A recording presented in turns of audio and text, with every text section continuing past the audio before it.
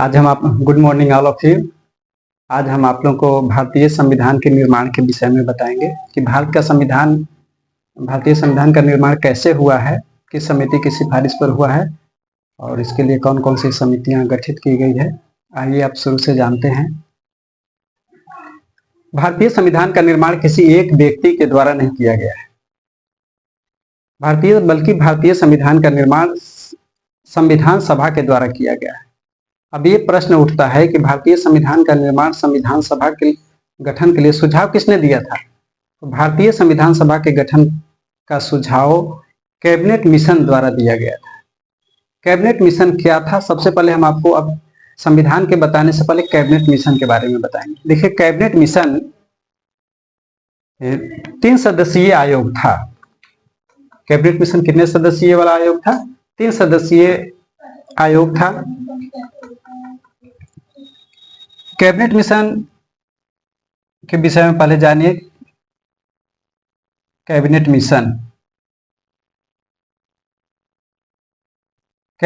3 सदस्यीय आयोग था और कैबिनेट मिशन की सिफारिश पर ही भारतीय संविधान सभा का गठन किया गया था। कैबिनेट मिशन में कौन कौन से सदस्य थे? 3। पहला का नाम लिखते हैं पैथिक लॉरेंस, उसके बाद स्टैफोर्ड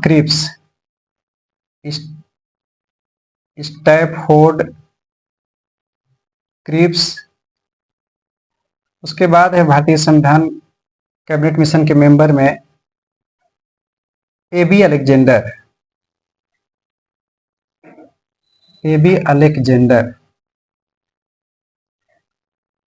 तीनों सदस्यों में से अध्यक्ष बनाया गया था पैथिक लॉरेंस को। कैबिनेट मिशन का यह अध्यक्ष बनाया गया था। कैबिनेट मिशन 24 मार्च 1946 ईस्वी को भारत आया। कैबिनेट मिशन 24 मार्च 1946 ईस्वी को भारत आया और भारत आकर के सभी राजनीतिक दलों से विचार विमर्श करने के बाद कैबिनेट मिशन ने अपनी रिपोर्ट प्रस्तुत की 16 मई 1946 ईस्वी को। रिपोर्ट प्रस्तुत कब की? रिपोर्ट प्रस्तुत की इसने 16 मई 1946 ईस्वी को। 16 मई 1946 ईस्वी को। ठीक है, कैबिनेट मिशन की सिफारिश पर ही ये भारतीय संविधान सभा का गठन हुआ। जब इसने रिपोर्ट प्रस्तुत की तो इस रिपोर्ट में भारतीय संविधान के बारे में ही इसने बताया है कि उसी के अनुसार किस तरह से भारतीय संविधान सभा का गठन किया जाएगा और कैसे भारतीय संविधान का निर्माण किया जाएगा। तो कैबिनेट मिशन ने यह सुझाव दिया कि भारतीय संविधान का निर्माण एक भारतीय संविधान सभा के द्वारा किया जाएगा। कैबिनेट मिशन उसके बाद बताया कि भारतीय संविधान सभा में कुल सदस्यों की संख्या 389 होगी। कितनी होगी? 389। कुल सदस्यों की संख्या 389। मतलब कि उस समय भारत पाकिस्तान का विभाजन नहीं हुआ था। कैबिनेट मिशन ने सुझाव दिया कि 389 सदस्यों वाली भारतीय संविधान सभा का गठन होगा, जो भारतीय संविधान का निर्माण करेगी। अब 389 में उसने फिर विभाजित किया कि जो भारतीय संघ था 2 प्रकार से निर्मित था। एक ब्रिटिश प्रांत राज्य था, ब्रिटिश भारतीय राज्य, जिसको ब्रिटिश प्रांत कहते हैं। तो उसने ये बताया कि ब्रिटिश प्रांतों से कितने सदस्य लिए जाएंगे? तो उसने कहा कि ब्रिटिश प्रांतों से टोटल 96 सदस्य चयन किए जाएंगे ब्रिटिश प्रांतों से। फिर उसने बताया कि देशी रियासतों से सदस्यों की संख्या रहेगी 93। अब देखिए 93 और प्लस 96 389 हो गया। 389। तो कैबिनेट मिशन ने कहा, सुझाव दिया, अपनी रिपोर्ट में प्रस्तुत किया कि 389 सदस्यों वाली भारतीय संविधान सभा का गठन होगा और जिसमें ब्रिटिश प्रांतों से 296 सदस्य चुने जाएंगे और देशी रियासतों से 93 सदस्य चुने जाएंगे। फिर उसने कैबिनेट मिशन ने अगला पॉइंट में बताया कि 10 लाख की आबादी पर एक संविधान सभा का एक सदस्य चुना जाएगा। मतलब 10 लाख की आबादी पर एक मेंबर चुना जाएगा तो 20 लाख की आबादी पर 2 संविधान सभा का चुना जाएगा। फिर उसने आगे बताया कि ब्रिटिश प्रांतों के लिए निर्धारित 296 सदस्यों में से 292 सदस्यों का चयन, मतलब 296 सदस्यों में से 292 सदस्यों का चयन कहां से किया जाएगा? 11 गवर्नरों के प्रांतों से किया जाएगा। 11 मतलब जिसमें बंगाल, बिहार, उड़ीसा, मद्रास, संयुक्त प्रांत का आधुनिक नाम उत्तर प्रदेश है। पहले उत्तर प्रदेश को संयुक्त प्रांत कहा जाता था। फिर मध्य प्रदेश, तो मध्य प्रदेश पहले नहीं था, मध्य प्रदेश का पहले का नाम था मध्य प्रांत। तो इन सब राज्यों से 292 सदस्यों का चयन किया जाएगा। और देशी रियासतों, जो यहाँ के राज्य रजवाड़े थे, उनको यह स्वतंत्रता प्रदान की गई थी कि चाहे वो भारत में रहे या पाकिस्तान में रहे, या उनकी इच्छा होगी तो स्वतंत्र रूप से रह सकते हैं। तो ये हुआ कि जब उनको भी अधिकार दिया गया कि संविधान सभा में शामिल होने के लिए वहां के जो राजा होते थे, राजा स्वयं किसी मेंबर को चयन करके संविधान सभा में अपने इच्छा अनुसार किसी व्यक्ति को भेज सकते हैं। उसमें भी शर्त था कि प्रांतों में और देशी रियासतों को जो सदस्य भेजना था वह 10 लाख की आबादी पर एक सदस्य को भेजना था। फिर उसने आगे बताया कि ब्रिटिश प्रांतों के लिए निर्धारित 292 सदस्यों में से सदस्यों का चयन 3 समुदायों में से करना था। वो 3 समुदाय कौन कौन थे? 3 समुदाय थे, एक सिख, फिर दूसरा मुसलमान और तीसरा जो मेंबर था ये सामान्य। मतलब ये था कि जिस प्रांत में सिख समुदाय से सदस्यों को चुनना है उसका चुनाव उस प्रांत के विधानसभा के सदस्यों द्वारा किया जाएगा। मतलब ये कि विधानसभा के सदस्यों का चयन वयस्क मताधिकार के आधार पर नहीं किया गया है। मतलब कोई भी 18 साल से ऊपर उम्र के व्यक्ति जिस तरह से लोकसभा और विधानसभा में चयन किया जाता है उस तरह से इसमें चयन नहीं हुआ है। मतलब संविधान सभा के सदस्यों का चुनाव कैसे हुआ? तो अप्रत्यक्ष रूप से संबंधित राज्यों के विधानसभा के सदस्यों के द्वारा चुना हुआ है। ठीक, जनता के द्वारा संविधान सभा को नहीं चुना गया था। फिर प्रश्न उठता है कि संविधान सभा के सदस्य किसके द्वारा चुने गए थे? तो आप बताएंगे संबंधित राज्यों के विधानसभा के सदस्यों के द्वारा उसी समुदाय को चुना गया है जिस समुदाय को सदस्य चुना जाता है। मतलब कि सिख समुदाय के यदि सदस्य को चुना जाना है तो सिख विधानसभा में सिख समुदाय से संबंधित जो व्यक्ति है विधानसभा का सदस्य, वही सदस्य इस सिख समुदाय का चुनते हैं। यदि मुसलमानों का चयन करना है विधानसभा में तो ये संबंधित राज्य के मुसलमानों का चयन करना है विधानसभा में, तो उसका चयन संबंधित राज्य से उत्तर प्रदेश के लिए यदि उत्तर प्रदेश से चुनना है मुसलमानों के लिए तो उत्तर प्रदेश की विधानसभा के सदस्यों के द्वारा जो मुसलमान है उत्तर प्रदेश की विधानसभा के सदस्य वो मुसलमान सदस्य का चयन करते थे। इस तरह से संविधान सभा में जो चयन किया गया है जो सदस्यों का किसके द्वारा किया गया है? तो विधानसभा के संबंधित राज्यों के विधानसभा के सदस्यों के द्वारा, उस वर्ग के सदस्यों के द्वारा जिस वर्ग का चयन किया जाना है उसी वर्ग के सदस्यों के द्वारा सदस्यों का चयन किया गया है।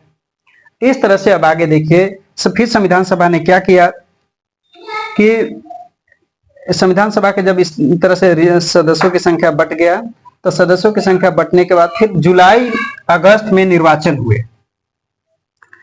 जुलाई से भी निर्वाचन प्रारंभ हुए तो अगस्त आ गया, तो जुलाई अगस्त में निर्वाचन हुए। निर्वाचन 1946 ईस्वी में संविधान सभा के सदस्यों का निर्वाचन किया गया, जिसमें से कितने निर्वाचन किया? 296 सदस्यों के लिए निर्वाचन किया गया।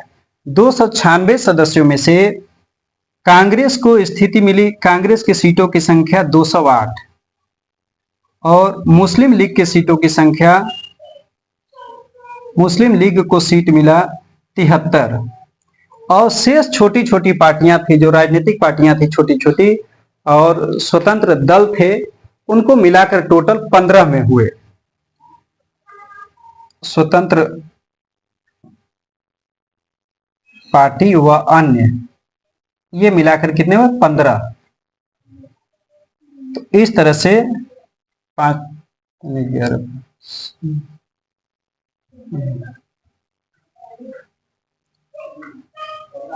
296 सदस्यों का जब निर्वाचन हुआ तो कांग्रेस को 208 सीट मिली, मुस्लिम लीग को 73 और स्वतंत्र पार्टी व अन्य को मिला 15। इस तरह से 296 हो गया। मुस्लिम लीग ने अपनी स्थिति अच्छी नहीं देख करके उसने क्या किया कि संविधान सभा का विरोध करना चालू किया और उसने यह आरोप लगाना चालू किया कि नहीं, हमें अलग देश चाहिए, हमें पाकिस्तान चाहिए। और संविधान सभा की जब पहली बैठक हुई थी, संविधान सभा की पहली बैठक कब हुई थी? तो संविधान सभा की पहली बैठक 9 दिसंबर 1946 ईस्वी को हुई थी। 9 दिसंबर 1946 ईस्वी को पहली बैठक हुई। तो यही कारण था कि इस बैठक में उपस्थित सदस्यों की संख्या मात्र 211 सदस्य उपस्थित हुए थे। क्यों? क्योंकि मुस्लिम लीग ने संविधान सभा की बैठक का बहिष्कार किया और इस बैठक में भाग नहीं लिया। तो जब संविधान सभा की पहली बैठक 1946 ईस्वी को हुई तो इस बैठक में संविधान सभा का अध्यक्ष चुना गया, संविधान सभा का टेम्पररी कार्यवाहक अध्यक्ष के रूप में चुना गया, जिसका नाम आया सच्चिदानंद सिन्हा। तो प्रश्न आता है कि भारतीय संविधान सभा के अस्थायी अध्यक्ष किसे चुना गया था? तो डॉक्टर सच्चिदानंद सिन्हा को। और फिर 2 दिन बाद 9 दिसंबर 1946 ईस्वी को अस्थायी रूप से अध्यक्ष चुना गया था डॉक्टर सच्चिदानंद सिन्हा को। और 2 दिन बाद 11 दिसंबर 1946 ईस्वी को संविधान सभा का अस्थायी रूप से अध्यक्ष चुना गया। इसको डॉक्टर राजेंद्र प्रसाद को अस्थायी रूप से अध्यक्ष चुन लिया गया। और किसको चुना गया अस्थायी रूप से अध्यक्ष? डॉक्टर राजेंद्र प्रसाद को चुना गया है। डॉक्टर राजेंद्र प्रसाद। अब ये देखिए, इसी दिन संविधान सभा के एक उपाध्यक्ष चुना गया 11 दिसंबर 1946 को, जिनका नाम था H.C. मुखर्जी। H.C. मुखर्जी को चुना गया। संविधान सभा का उपाध्यक्ष किसे चुना गया? H.C. मुखर्जी को चुना गया। बीच बीच में बताया कीजिए, उससे कोई दिक्कत नहीं, ठीक। तो संविधान सभा का अस्थायी अध्यक्ष किसे बनाया गया? डॉक्टर राजेंद्र प्रसाद को। और संविधान सभा का उपाध्यक्ष बनाया गया H.C. मुखर्जी को बनाया गया, ठीक। तो इस तरह से इसमें मुस्लिम लीग शामिल नहीं हुआ, मुस्लिम लीग द्वारा शामिल नहीं किया गया। अब आगे देखते, इसी दिन मतलब 9 दिसंबर 1911 ईस्वी को संविधान सभा का संवैधानिक सलाहकार बनाया गया। संविधान सभा के संवैधानिक सलाहकार कौन थे? किसे बनाया गया था? तो बताएंगे कि संविधान सभा के संवैधानिक सलाहकार डॉक्टर B.N. राव को बनाया गया था। B.N. राव को संविधान सभा का संवैधानिक सलाहकार बनाया गया था। अब इस तरह से संविधान सभा ने मिलकर के काम करना चालू किया। उसके बाद मुस्लिम लीग द्वारा बार बार पाकिस्तान की मांग किए जाने के परिणाम स्वरूप अंत में फिर माउंटबेटन योजना लागू हुआ। माउंटबेटन योजना क्या था? तो माउंटबेटन योजना, देखिए ये माउंटबेटन जो योजना है, माउंटबेटन योजना के तहत ही भारत पाकिस्तान का विभाजन हुआ है। माउंटबेटन योजना ये कब लागू हुआ? तो प्रस्तुत 3 जून 1947 ईस्वी को प्रस्तुत किया गया। 3 जून 1947 ईस्वी को प्रस्तुत हुआ। तो इसे कांग्रेस ने भी स्वीकार कर लिया और मुस्लिम लीग ने भी इसे स्वीकार कर लिया। तो माउंटबेटन योजना के तहत भारत और पाकिस्तान 2 अलग अलग देशों का विभाजन हो गया, ठीक। तो पाकिस्तान के विभाजन के परिणाम स्वरूप भारतीय संविधान सभा में सदस्यों की संख्या जो 300 टोटल कैबिनेट मिशन ने निर्धारित किया था 389। तो पाकिस्तान के विभाजन के परिणाम स्वरूप भारतीय संविधान सभा में सदस्यों की संख्या 389 से घट करके 299 तक पहुंच गए, नीचे आ गए। 389 से घटकर कितनी पहुंच गए? 299 पहुंच गए। अब 299 सदस्यों में से यह हुआ कि ब्रिटिश प्रांतों की संख्या जो 296 पहले निर्धारित थी, तो ब्रिटिश प्रांतों की संख्या 296 से घट करके ये 296 से घटकर कितना आ गई? या 229 हो गई। ब्रिटिश प्रांतों की संख्या कितनी? ब्रिटिश प्रांतों से जो संविधान सभा का सदस्य 296 चुना जाना था, इसकी सदस्य संख्या घट करके आ गई 229। और देशी रियासत से जो 93 सदस्य संविधान कैबिनेट मिशन ने निर्धारित किया था कि 93 सदस्यों को देशी रियासतों को चुनने का अधिकार है, वह संख्या घट करके आ गया 70। तो इस तरह से 229 ब्रिटिश प्रांतों से और 70 देशी रियासतों से 93 से घट करके पाकिस्तान विभाजन के बाद सदस्यों की संख्या 70 हो गए। इस तरह से टोटल पाकिस्तान विभाजन के बाद कुल सदस्यों की संख्या हो गई 299। इसमें भी प्रश्न आता है कई तरह से जुड़े हुए। हम आपको आगे ये भी बताएं कि देखिए संविधान सभा कितने सदस्यों वाली संविधान सभा के गठन का सुझाव दिया था कैबिनेट मिशन, तो आप बताएंगे 389 सदस्यों वाली। फिर अगला प्रश्न पूछा जाएगा कि पाकिस्तान विभाजन के बाद भारतीय संविधान सभा में सदस्यों की संख्या कितनी हो गई थी, तो वेरी गुड, तो आप बताएंगे 299 हो गई थी। फिर अगला प्रश्न आता है कि पाकिस्तान के विभाजन के परिणाम स्वरूप देशी रियासतों की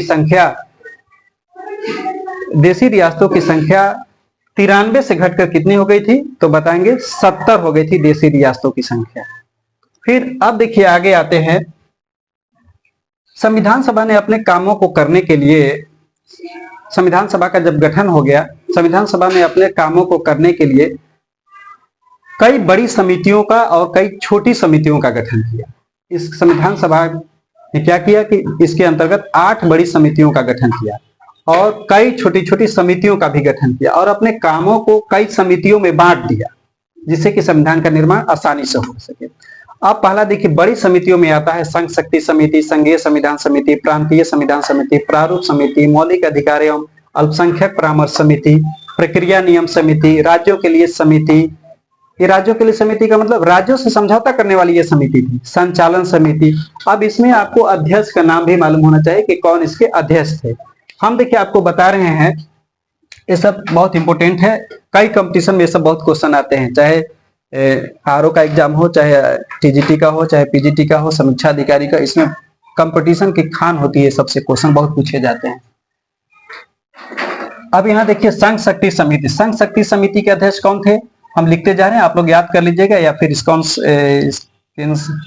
शॉर्ट कर लीजिएगा। संघ शक्ति समिति के अध्यक्ष पंडित जवाहरलाल नेहरू थे। पंडित जवाहरलाल नेहरू। पहले देखिए एक बार हम बता देते हैं, उसके बाद लिखेंगे। संघ शक्ति समिति के अध्यक्ष पंडित जवाहरलाल नेहरू थे। संघीय संविधान समिति के अध्यक्ष भी पंडित जवाहरलाल नेहरू थे। प्रांतीय संविधान समिति के अध्यक्ष डॉक्टर सरदार वल्लभ भाई पटेल को बनाया गया था। प्रारूप समिति के अध्यक्ष डॉक्टर भीमराव अंबेडकर को बनाया गया था। मौलिक अधिकारों एवं अल्पसंख्यक परामर्श समिति के अध्यक्ष सरदार वल्लभ भाई पटेल को बनाया गया था। ये देखिए मौलिक अधिकार एवं अल्पसंख्यक जो परामर्श समिति है, यह समिति 2 भागों में विभाजित है। कौन कौन, तो इस समिति का एक भाग है, इसको बोलते हैं, इसके 2 भाग थे।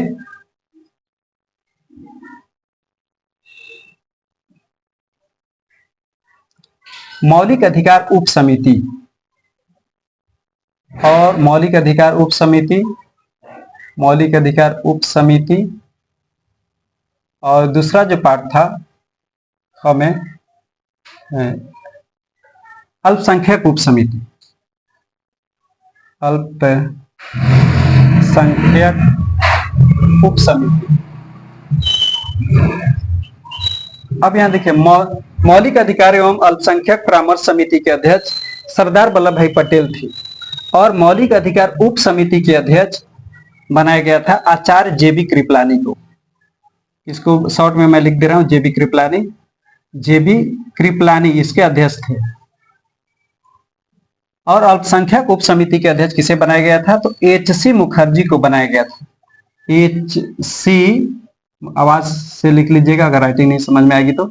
एच.सी. मुखर्जी अल्पसंख्यक उप समिति के अध्यक्ष थे। याद रखिएगा मौलिक अधिकारों एवं अल्पसंख्यक परामर्श समिति के अध्यक्ष कौन थे, तो सरदार वल्लभ भाई पटेल। सरदार पटेल मैं लिख देता हूं शॉर्ट नाम, लेकिन इनका पूरा नाम क्या है, सरदार वल्लभ भाई पटेल। और मौलिक अधिकार उप समिति के अध्यक्ष आचार्य जेबी कृपलानी और अल्पसंख्यक उप समिति के अध्यक्ष एच.सी. मुखर्जी थे। अब आगे देखिए प्रक्रिया नियम समिति। प्रक्रिया नियम समिति के अध्यक्ष डॉक्टर राजेंद्र प्रसाद को बनाया गया था। किसको बनाया गया था, डॉक्टर राजेंद्र प्रसाद को अध्यक्ष बनाया गया था।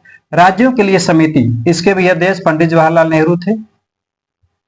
पंडित जवाहरलाल नेहरू। फिर आगे बढ़ते हैं संचालन समिति। संचालन समिति के अध्यक्ष डॉक्टर राजेंद्र प्रसाद थे। डॉक्टर राजेंद्र प्रसाद को बनाया गया था। फिर आगे बढ़ते हैं, अब देखिए छोटी समितियां। छोटी समितियां में भी आपको जानकारी है, कभी कभी कंपटीशन में कई बड़ी समितियां लोग याद करते हैं, छोटी समितियों को नजरअंदाज कर देते हैं और क्वेश्चन आ जाता है छोटी समितियों से। तो इस तरह से देखिए संविधान सभा के कार्यों से संबंधित समिति के अध्यक्ष किसे बनाया गया था? तो इसमें आता है नाम जीवी मावलंकर का। कौन थे? जीवी मावलंकर, जीवी मावलंकर थे। फिर कार्य संचालन समिति के अध्यक्ष किसे बनाया गया था? कार्य संचालन समिति के अध्यक्ष के एम मुंशी को बनाया गया था, के एम मुंशी को बनाया गया था। फिर आगे देखिए सदन समिति का अध्यक्ष किसे बनाया गया था? बी पटाभी सीतारमैया को, बी पटाभी सीतारमैया को अध्यक्ष बनाया गया था। बी पटाभी सीतारमैया को सदन समिति का अध्यक्ष बनाया गया। राष्ट्र ध्वज संबंधी तदर्थ समिति का अध्यक्ष किसे बनाया गया था? डॉक्टर राजेंद्र प्रसाद को बनाया गया था, डॉक्टर राजेंद्र प्रसाद को बनाया गया था इसका अध्यक्ष। मौलिक अधिकारों, अल्पसंख्यकों एवं जनजातियों व बहिष्कृत क्षेत्रों के लिए सलाहकार समिति का अध्यक्ष किसे बनाया गया था? इसमें भी सरदार पटेल को बनाया गया था। सरदार पटेल मतलब सरदार वल्लभ भाई पटेल, सरदार वल्लभ भाई, पूरा नाम लिख दे रहा हूं एक जगह, पटेल को बनाया गया था, समझ आएगा ये पटेल है। क्रीडेंशियल समिति के अध्यक्ष किसे बनाया गया था? अल्लादी कृष्ण स्वामी अय्यर को बनाया गया था, अल्लादी कृष्ण स्वामी अय्यर, कृष्ण स्वामी अय्यर को बनाया गया था। वित्त एवं कर्मचारी समिति का अध्यक्ष डॉक्टर राजेंद्र प्रसाद को बनाया गया था, डॉक्टर राजेंद्र प्रसाद। फिर आगे बढ़ते हैं, आयुक्तों के प्रांतों के लिए समिति के अध्यक्ष कौन थे? इसमें बनाया गया था बी पटाभी सीतारमैया को, बी पटाभी सीतारमैया को बनाया गया था।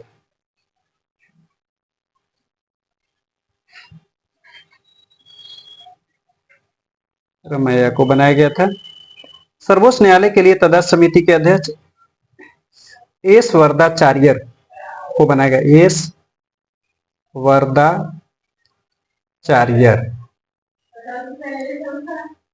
इस तरह से आप समझिए कि भारतीय संविधान का निर्माण किसी एक व्यक्ति के द्वारा नहीं किया गया है, बल्कि भारतीय संविधान का निर्माण एक विधिवत संविधान सभा के सदस्यों के द्वारा किया गया है, जिसमें कैबिनेट मिशन ने सबसे पहले बताया था कि ऐसे भारतीय संविधान सभा में कुल 389 सदस्य शामिल होंगे, किंतु पाकिस्तान के विभाजन के परिणाम स्वरूप 389 से सदस्यों की संख्या घट करके 299 हो गई।